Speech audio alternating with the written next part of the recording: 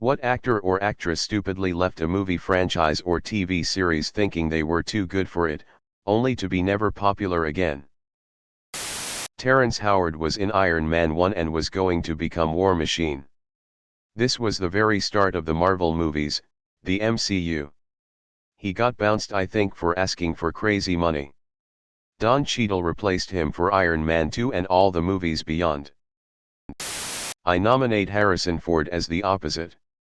He hated Star Wars and the character of Han Solo. Thought it was all pop fantasy junk, which, to be fair, it kinda is. But it made him very rich and kept him famous. So he put on the vest and got back into the pilot seat despite strongly disliking the franchise and his character. He even consented to come back for the sequel trilogy despite his age and the fact that he could never spend the money, simply because Star Wars was so big it kept his name in headlines. To be fair to some of the performers who left TV series, the 1-hour format is possibly the most grueling shooting schedule in Hollywood. The leads are often filming 7 days a week with both night and day shots, for almost half the year. If production is not in your backyard, you have to fly and essentially live somewhere else on the few days you get off. Starting or raising a family is difficult, and personal relationships can suffer. If you've already made enough money that you and your family will be taken care of for the rest of your life, why hurt everything for more money? Leo DiCaprio almost missed out on Titanic because he didn't read for parts. James Cameron said something along the lines of, "Okay. Thanks for coming in." Leo responded along the lines of, "Wait, if I don't read I don't get the part." And Cameron explained he'd be working on the film in post for several years after Leo was done filming and he wasn't going to take the risk of casting the wrong person just because he was popular. Not quite your question, but I found it interesting. Leo's career could have been derailed if he didn't immediately humble himself to a screen chemistry read with Kate. Like, half the cast of Downton Abbey. Katherine Heigl. She left Grey's to become a movie star. Look how that turned out. She was also a massive problem on the Grey's set. Doesn't qualify as being too good for it, but that actress who got booted off of The Mandalorian and is now doing really crappy conservative funded flicks is a pretty good example. Remember when Katherine Heigl was nominated for an Emmy, and she withdrew herself from the nominees because she felt the writing hadn't been good enough? I feel like her career never recovered from that. She also went on to say she didn't like the film Knocked Up, which she starred in. I think talking shit about projects you're involved in is a really good way to burn your bridges.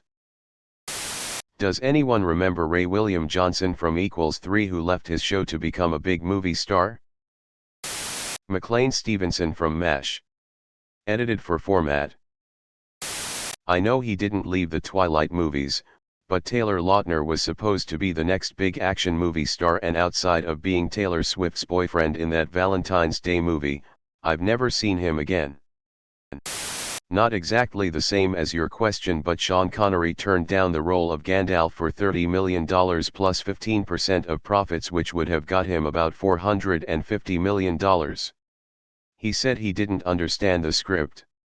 So next time he was offered a script he didn't understand, The League of Extraordinary Gentlemen, he took it, ended up so disappointed in the product that he retired from acting. Shelley Long left Cheers, an epic screw-up. Ed Marinaro left Hail St. Blues. Both actors left their roles when the shows were hot at the time. Neither were ever to return to the success they enjoyed on those shows. Lacey Chabert left Family Guy and was replaced by Mila Kunis, who has made bank between new episodes and syndication.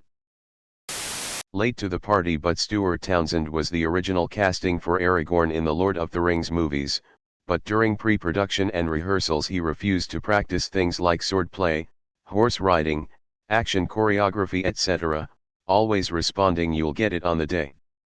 Peter Jackson decided he couldn't work with him. Viggo is brought in literally on the first day of shooting and the rest is history. This kind of happened to Topher Grace from that 70s show. He left to be in Spider-Man 3, and I don't think he was what was wrong with the movie. He's popped up here and there and has steady work, but he definitely didn't launch into stardom. That being said, that latter seasons of that 70s show were just plain bad. And he looks almost identical to the way he looked 20 years ago now that he's in that 90s show. Dude seems to have made out just fine.